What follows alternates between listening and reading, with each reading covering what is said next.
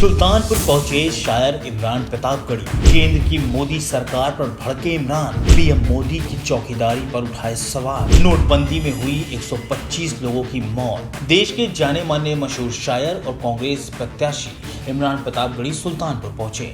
यहां उन्होंने जनसभा को संबोधित किया। आपको बता दें कि इमरान प्रतापगढ़ी सुल्तानपुर के कांग्रेस प्रत्याशी डॉक्टर संजय सिंह के समर्थन में पहुंचे थे। अपने चित परिचित शायराना अंदाज में इमरान प्रतापगढ़ी ने केंद्र की मोदी सरकार पर जमकर हमला बोला और उसकी बखिया उधेड़ी। इतना ही नहीं, उन्होंने कांग्रेस को वोट देने की अपील भी की। इमरान ने कहा कि बीजेपी नेताओं का दिमागी संतुलन खराब हो गया है। उन्होंने कहा कि नोटबंदी में 125 लोगों की मौत हुई थी और अब उसका हिसाब होना है।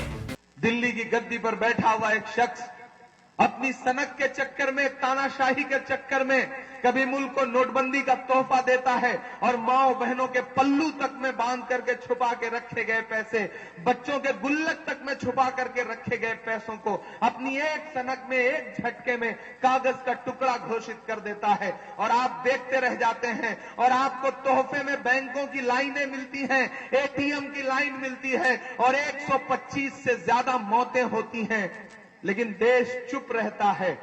मुझे इस देश की चुप्पी पर हैरत है।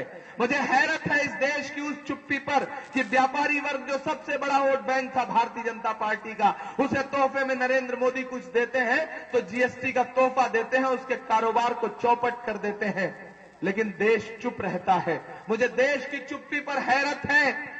जो कुछ बोलने वाले नाम थे, कलबुर्गी से लेके, पंसारे से लेके, गौरी लंकेश से लेकर के ये तमाम कलमकार जो बोलते थे, उन्हें या तो किसी की गोलियों ने छलनी कर दिया या उनका गला रेत दिया गया, उनकी जबानें खामोश कर दी गईं।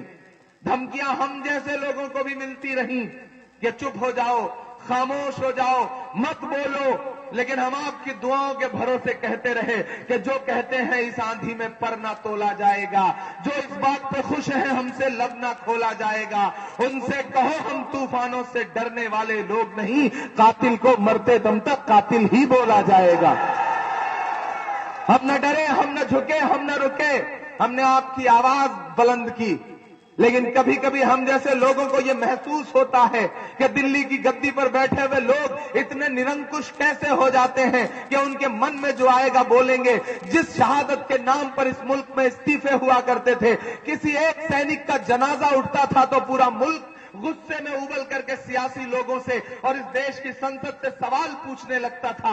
वो मुल्क को आखिर हुआ क्या है? उस मुल्क की आवाम इतनी बेहिस कैसे हो गई कि हमने एक साथ 46 जनाजे उठते हुए देखे अपनी इस मिट्टी के बेटों के, जो सरहद की हिफाजत करने जा रहे थे, लेकिन इस मुल्क की हुकूमत की वजह से, उसकी खामोशी की वजह से, उसके सिस्टम के फेल्योर की वजह से एक साथ 46 जवानों की लाशें हमने उठते हुए देखी। इमरान प्रतापगढ़ी जैसे ही सभा में पहुंचे तो उनको देखने के लिए सैकड़ों लोगों की भीड़ उमड़ पड़ी। अपने पूरे भाषण में इमरान पीएम मोदी पर ही निशाना साधते रहे। अब देखने वाली बात तो ये होगी कि आखिर इस भाषण का मतदान और उसके रिजल्ट पर क्या असर पड़ता है। सुल्तानपुर से एलटीवी भारत के लिए नफीस खान की रिपोर्ट। देश दुनिया की ताज़ा तरीन खबरों से रूबरू होने के लिए सब्सक्राइब कीजिए आपका अपना चैनल NDTV भारत।